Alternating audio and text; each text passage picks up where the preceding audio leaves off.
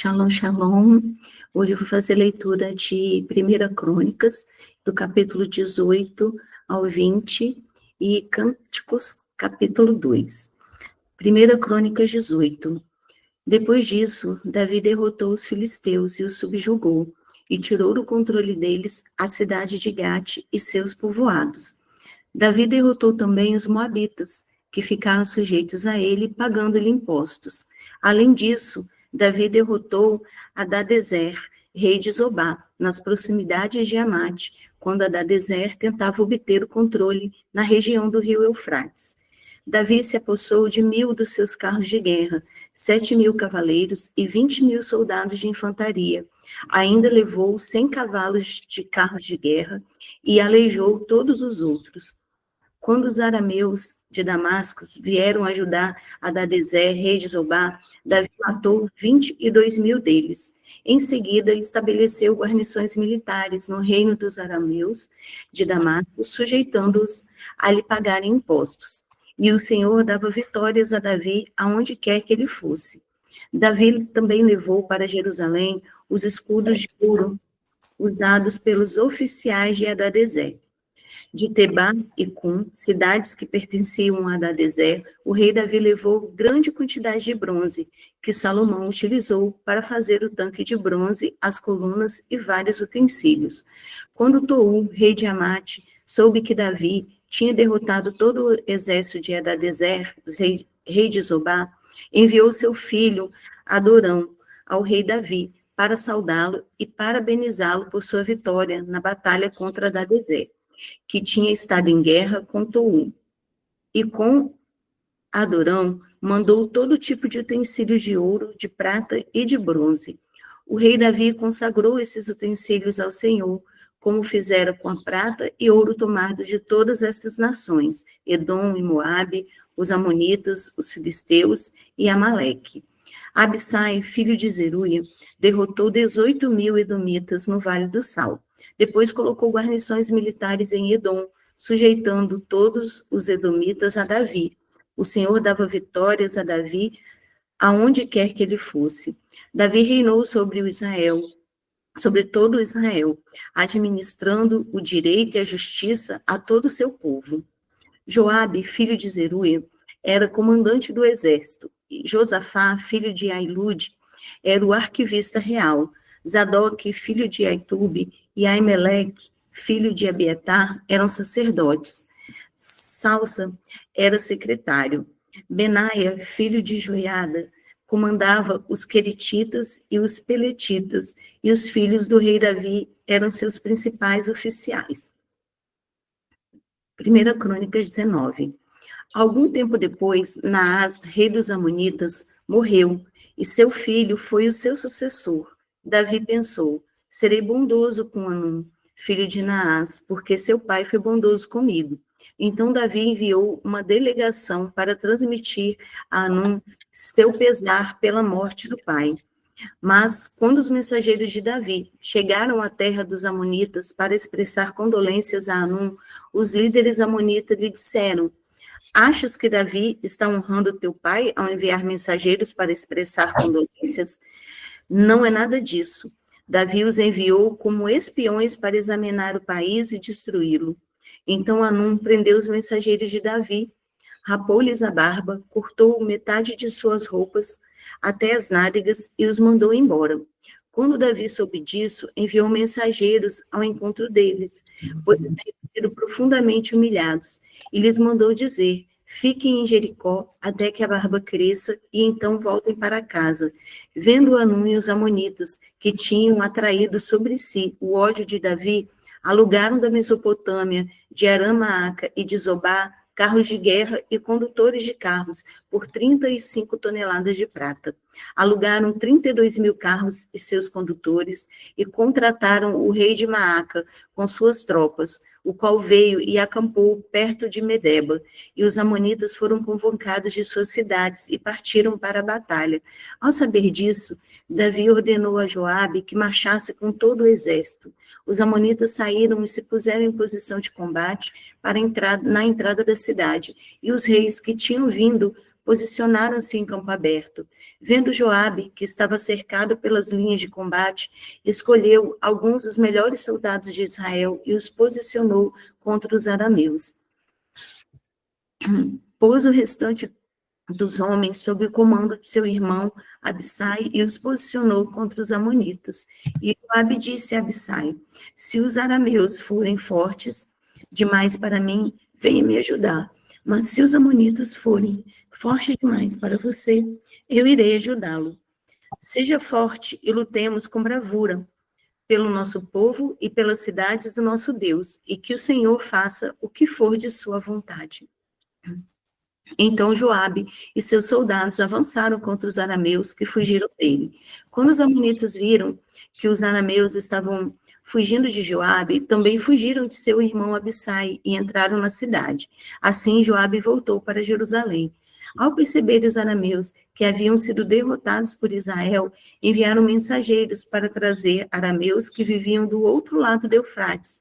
E Sofaque, o comandante do exército de Hadadezer, veio à frente deles.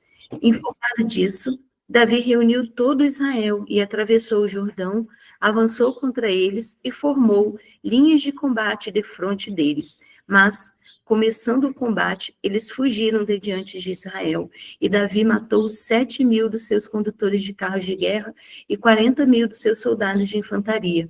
Também matou Sofaque, o comandante do exército deles. Quando os vassalos de Hadadezer viram que tinham sido derrotados por Israel, fizeram a paz com Davi e se sujeitaram a ele, e os arameus não quiseram mais ajudar os amonitas. 1 Crônica 20. Na primavera seguinte, na época em que os reis saem à guerra, Joabe conduziu seu exército até a terra dos amonitas e a arrasou. Enquanto Davi ainda estava em Jerusalém, Joabe cercou Rabá, a capital, atacou-a e a deixou em ruínas.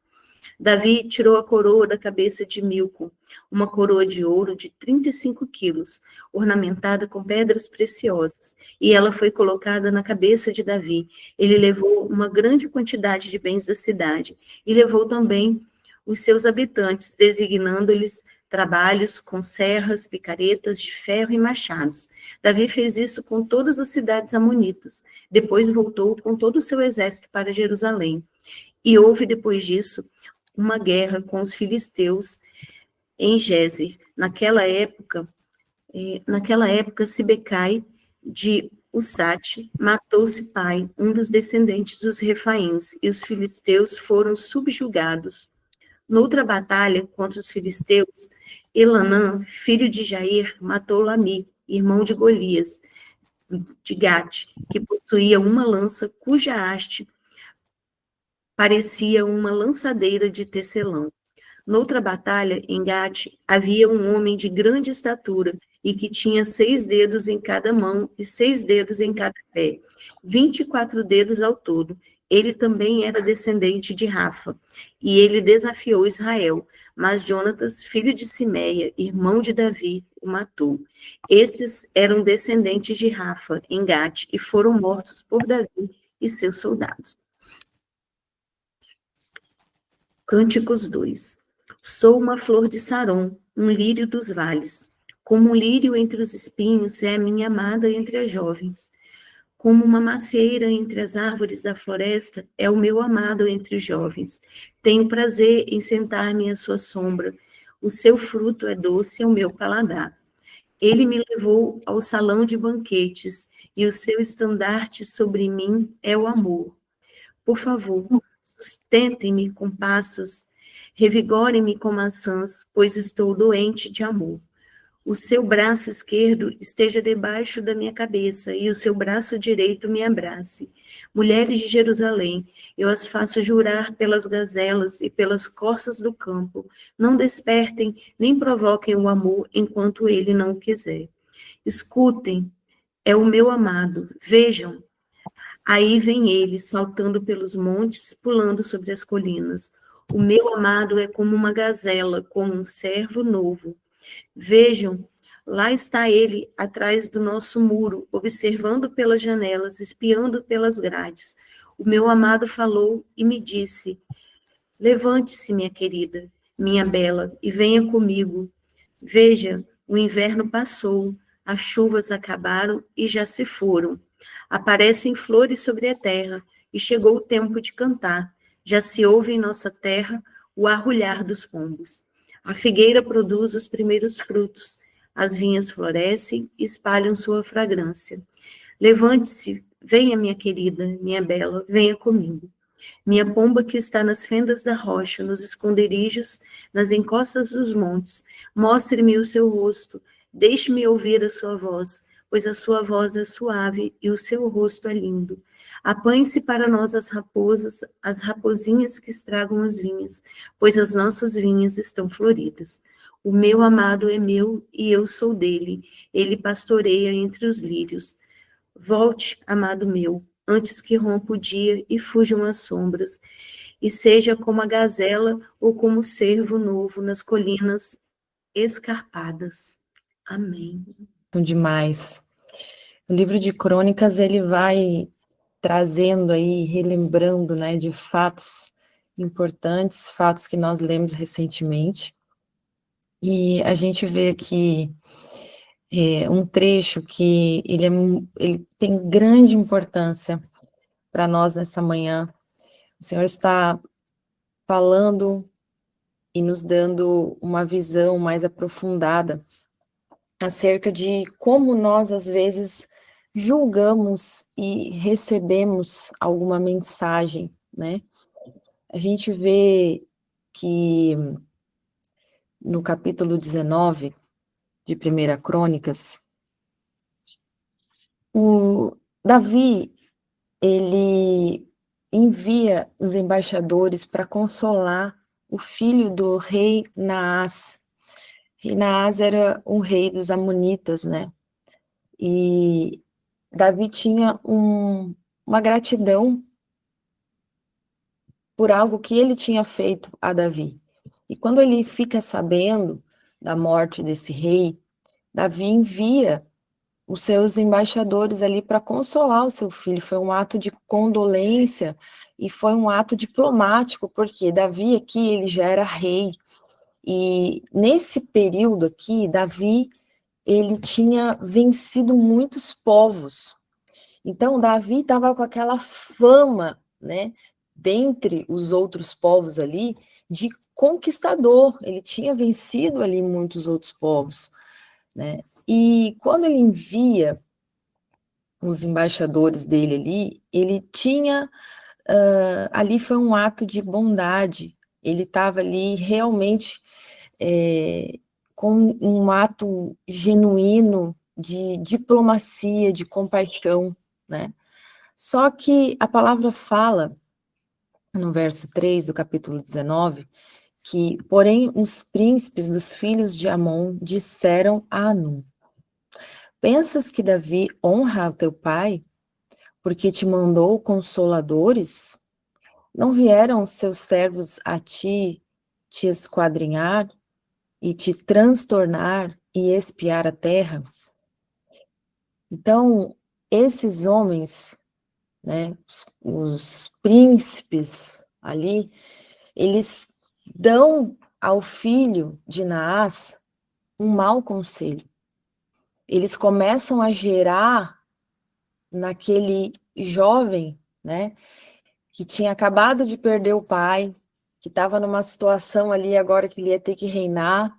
Então ele estava numa situação ali, né, que não era uma situação fácil, ele estava numa situação de certa vulnerabilidade, e ele ouve ali o conselho, o mau conselho daqueles que estavam ao seu redor, quando eles colocam dúvida no coração dele a respeito da atitude de Davi, né? Eles questionam a intenção pura, real, verdadeira, a boa intenção de Davi, né?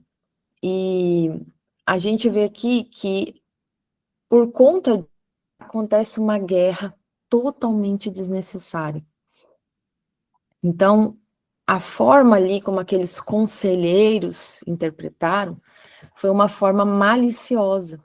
Eles interpretaram de forma maliciosa um ato de bondade. Então, o que eles fizeram ali? Eles projetaram as suas próprias intenções nos outros. Eles assumiram o pior sem ter evidências, né? E eles influenciaram o rei ali com coisas que não existiam, com paranoias da cabeça deles, com coisas que não era real, que era infundável. Então, quantas vezes, às vezes, nós, né, interpretamos gestos que são de bondade como manipulação ou com má intenção, né? Quantos relacionamentos são destruídos por suspeitas que são infundadas? Ou você passa a olhar alguma pessoa, a tratar uma pessoa de uma forma, né, ruim, porque você interpretou aquilo que ela falou, a intenção dela como algo ruim.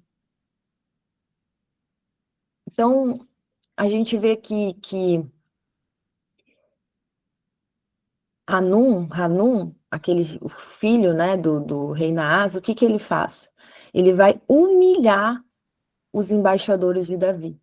Então, ele raspa ali a metade das barbas, ele corta as vestes dele, né? E isso, naquela cultura, no contexto ali daquela cultura, era uma humilhação extrema, era um insulto público a Davi, né? Ali era uma declaração de hostilidade. E as consequências foram, né? Que houve ali de consequência foi a pior das piores. Por quê? Causa uma guerra que custou milhares de vidas. Drenou ali recurso de ambos os povos, né? Destruiu a possibilidade de uma paz duradoura. Então, levou à destruição dos amonitas e ainda, se eu não me engano, em 2 Reis vai falar que a Síria também foi tentar ajudar e também foi devastada ali, né? Teve mais um povo ali que foi ajudar os amonitas, se juntaram 2 povos ali na luta contra Israel, e o que aconteceu? Israel prevaleceu, porque Deus é justo, né? Deus via a intenção do coração de Davi. Então, houve toda uma guerra desnecessária, né? Mortes desnecessárias. Então, é algo que nos fala muito, porque às vezes a gente cria julgamento das mensagens que a gente está recebendo, e aquilo ali, às vezes, dentro de nós, a gente está com um filtro totalmente negativo. Às vezes, por conta de quê? De feridas da alma, né? Às vezes são questões que ainda não estão resolvidas dentro, no seu interior. Às vezes é uma questão de rejeição. Aí você vai receber uma palavra de disciplina, uma palavra de alinhamento, uma palavra ali para você, né, que é uma palavra onde muitas vezes você vai ser confrontada, mas quantas vezes no Maná a gente fala aqui que Deus corrige a quem ama? Se você está sendo corrigido, se você está sendo confrontado, é porque Deus te ama, e Ele quer te tirar de uma situação que você não está vendo, para poder te curar, para poder te impulsionar, para te poder fazer crescer. E muitas vezes, se você ouve aquela palavra e você está ali, né, com rejeição, ainda não tratada, você vai ouvir aquilo ali, que é uma palavra de bondade, por mais que seja uma palavra de confronto, e você vai julgar aquilo mal dentro de você. E aí, o que você vai gerar? Você vai gerar guerras. Você vai gerar guerras desnecessárias. Você vai gerar situações, né, que vão te causar ainda mais prejuízo. Porque foi o que aconteceu aqui com esse rei. Pela falta, pelo péssimo julgamento que ele teve. E as atitudes que ele teve em relação àquele julgamento. Porque ele não só ouviu o conselho daqueles príncipes que julgaram mal, como ele vai reagir ele vai reagir conforme aquele julgamento precipitado e ruim. Ele começa a ter ações, né, de reação ruim por causa daquela mensagem que ele interpretou de forma errada, né? Então, isso traz aqui para nós uma reflexão que a gente precisa pensar um pouquinho, né? Antes de reagir, você deve pensar assim, olha, será que não tem outra interpretação possível dessa aqui que eu estou tendo? Porque às vezes, né, esses conselheiros maldosos, às vezes ele está dentro da sua mente, ele está dentro de você, são as feridas ali, ó, que ainda não foram tratadas. Às vezes é uma visão totalmente negativa que você tem por conta das feridas não tratadas, e essas vozes ficam ali, ó, dentro da sua cabeça. Então é você parar e pensar, será que não tem outra interpretação possível? Será que eu estou julgando certo? Será que essa mensagem não está vindo com amor? Será que realmente não tem bondade nessa mensagem aqui? Ou eu estou vendo, né? Porque ele na cabeça deles, daqueles conselheiros ali, não, Davi está vindo aqui, ó, para te espreitar, ele está vindo aqui só para investigar, né? Ele está mandando esses homens aqui como espião. Ele quer, na verdade, entrar aqui e tomar tudo, né? Então, ele poderia ter pensado, não, será que realmente Davi não está enviando as condolências, não está sendo aqui expressando, né, a bondade dele, o consolo dele? Então, busque esclarecer antes de tirar as conclusões. Você tem dúvida? Pergunta. Ah, eu não entendi isso aqui. Ah, eu estou com dificuldade de compreender isso aqui. Você pode me ajudar? Você pode me esclarecer? Busca esclarecer. Né? Porque às vezes você fica com aquela coisinha na tua mente, você vai alimentando aquilo ali, querido, aquilo ali vai virar uma guerra. Vai virar uma guerra dentro de você, uma guerra desnecessária, e aquilo ali vai te autodestruir. Porque o que aconteceu com esse rei foi uma autodestruição.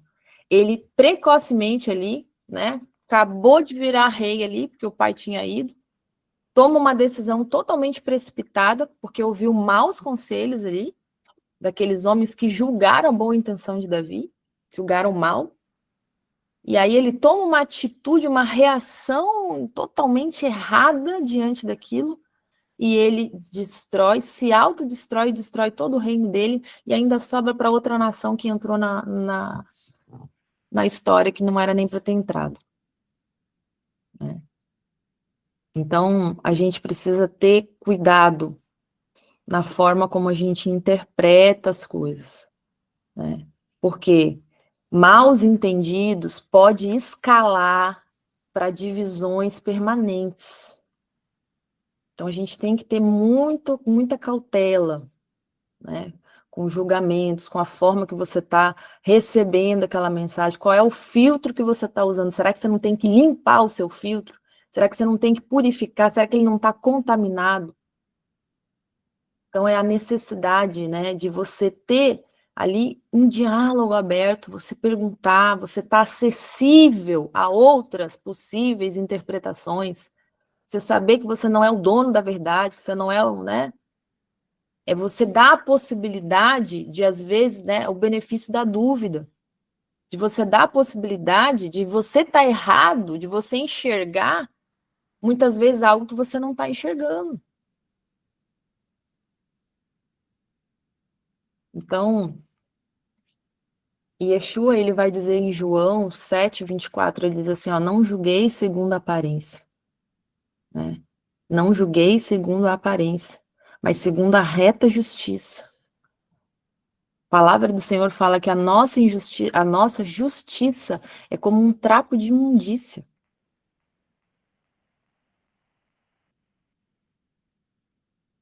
Então, a gente precisa nessa manhã aqui acessar essa chave, tomar posse, porque isso é uma porção de sabedoria que o Senhor está derramando sobre nós. Né? Quantas guerras nas nossas vidas elas começam por interpretações errôneas? Né? Quantos embaixadores de Deus a gente rejeita por suspeita infundada. Às vezes uma palavra que você recebeu do seu líder que você não gostou, aí você pega aquilo ali, né? Dentro de você as vozes começam ali, ó. E aí você julga aquilo mal. Então você rejeita ali um ato de bondade, um ato de amor, porque você julgou mal.